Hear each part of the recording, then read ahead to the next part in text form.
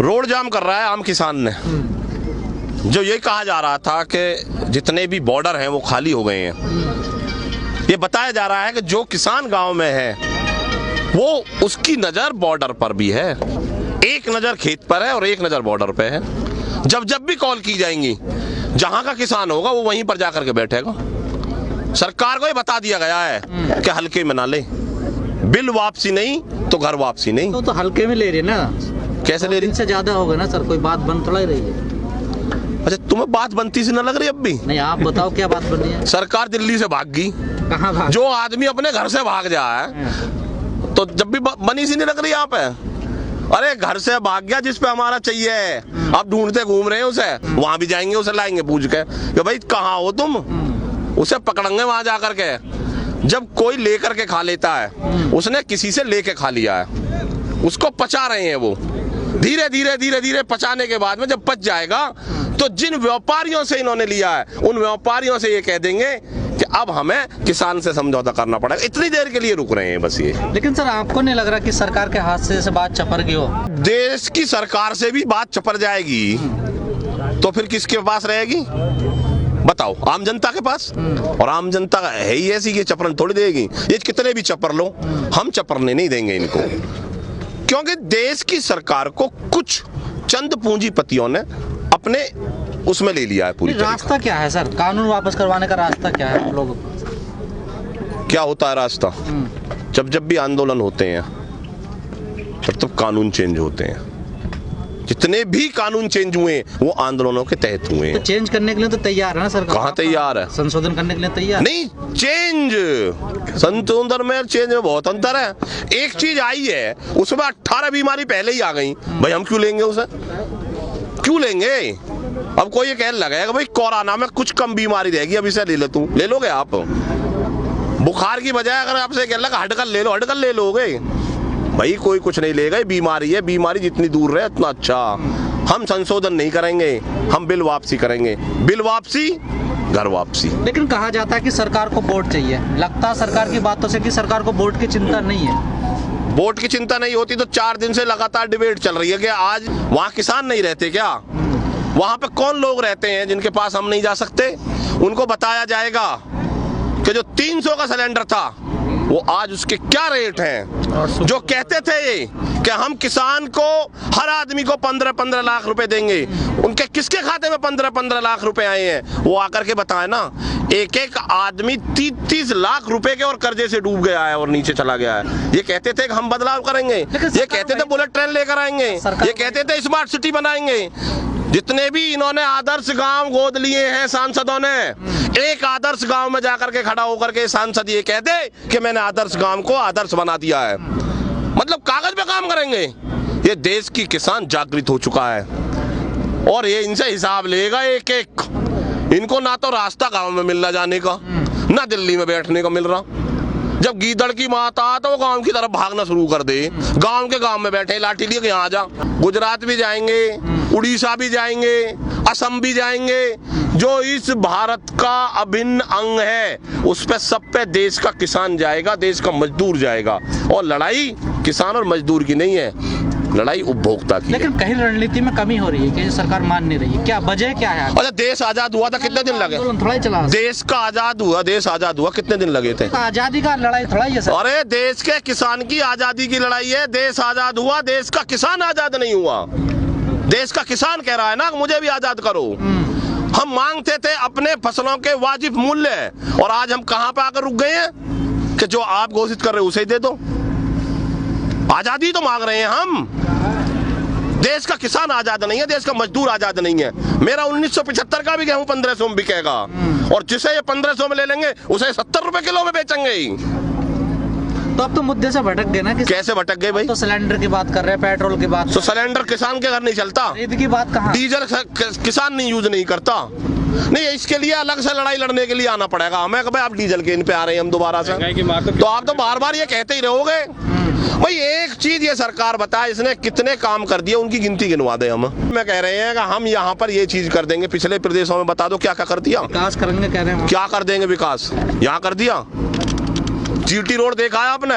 गाजियाबाद से चलिए और सिकंदराबाद तक जाइए, गड्ढे में हो सकते हैं कि मुख्यमंत्री जी नजर भी ना आए, लंबाई कम है उनकी थोड़ी सी। अभी कहते थे गड्ढा मुक्त कर दूंगा इस प्रदेश को, अरे गड्ढा मुक्त तो कुछ नहीं हुआ। आप जाकर के वहां जाकर के पश्चिम बंगाल मुख्यमंत्री जी का जिक्र किया, उन्होंने भी 3 दिन पहले एक बड़े टीवी इंटरव्यू में कहा कि किसान उसकी फसल उगाए स्ट्रॉबेरी की।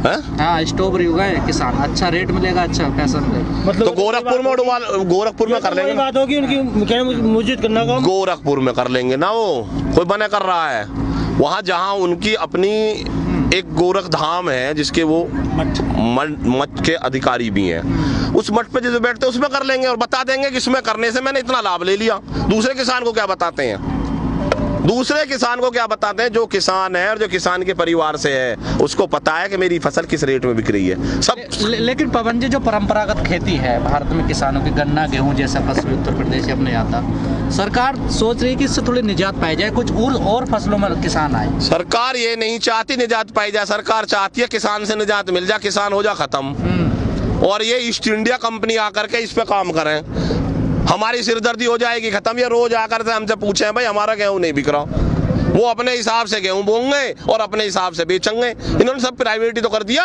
लेकिन सर, अगर ग्लोबल मार्केट में जाना पड़ेगा तो सरकार को तो कदम उठाने पड़ेंगे ना। क्या कदम उठाने पड़ेंगे? ये उठाने पड़ेंगे कि मेरी जमीन को खत्म कर करके तुझे दे दी जाए। तो जमीन कहाँ जा रही है? तो प्रधानमंत्री भी कह रहे हैं बार बार। अरे क्या है कॉन्ट्रैक्ट फार्मिंग? भाई समझा दो एक तो आदमी आकर समझा दो, प्रधानमंत्री जी समझा दे कॉन्ट्रैक्ट फार्मिंग क्या होती है। तो उन्होंने क्या समझाया? दूध का एग्जाम्पल भी दिया। क्या दिया दूध का एग्जाम्पल? कि आपकी भैंस थोड़ा ले जाते, दूध ले जाती ना, डेयरी आती है तो दूध ले जाती है। अगर कॉन्ट्रैक्ट फार्मिंग में भैंस नहीं, भैंस का लवारा भी चला जा, अगर जो जिस रेट ना जाए तो, अगर खल के रेट की पूर्ति ना हो और चारे की पूर्ति ना होगी तो कुछ दिन पीछे भैंस भी बिके और लवारा भी मरे और हम भी जाए।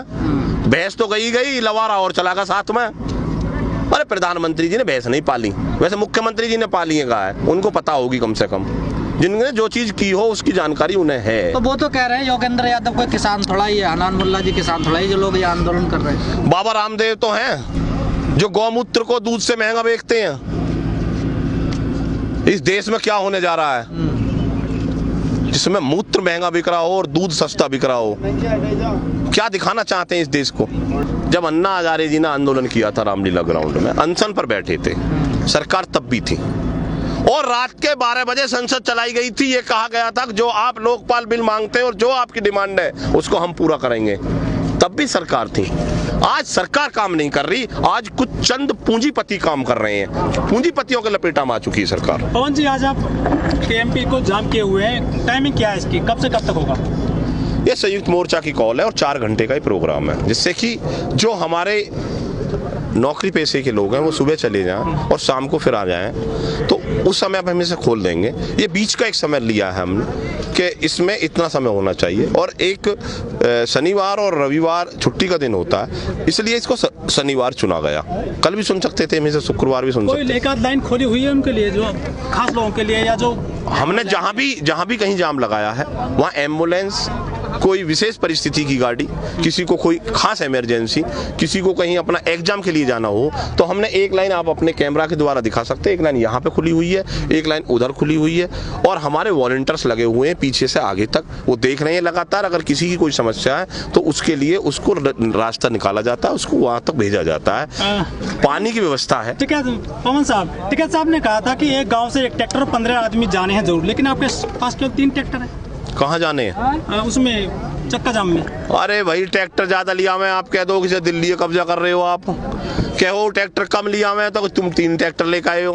आप हमें ये बता दो कितने ट्रैक्टर लेकर आने, कभी कहो कितने ट्रैक्टर क्यों ले आए जी, आप तक संभले नहीं थे ये। अरे ट्रैक्टर लेकर के आए थे, ट्रैक्टर के साथ में आए, जितने ट्रैक्टर हम लेकर आए कुछ गाड़ियों से आ गए। हमारा मकसद है जाम लगाना, हमारा मकसद है आम जनता के बीच में ये बात पहुंचाने का। हम शांति प्रिय तरीका से बैठे हुए हैं, हमारा मकसद किसी को परेशान करना नहीं है। हमारा मकसद सिर्फ ये है कि हम जिस आंदोलन कर रहे हैं उसमें आपकी भी सहभागिता जरूरी है, आप भी अलर्ट रहें। ये उपभोक्ताओं को परेशान करेंगे, ये आपको भी इसमें निचोड़ देंगे, हम उसके लिए लड़ाई लड़ रहे हैं। लेकिन सर एक बात बताइए, सरकार से तो बातचीत अब बंद है, कैसे रास्ता निकलेगा? बातचीत तो बंद भी रहे चल जाएगी, बातचीत कहाँ जाएगी, सरकार बातचीत ही तो करेगी।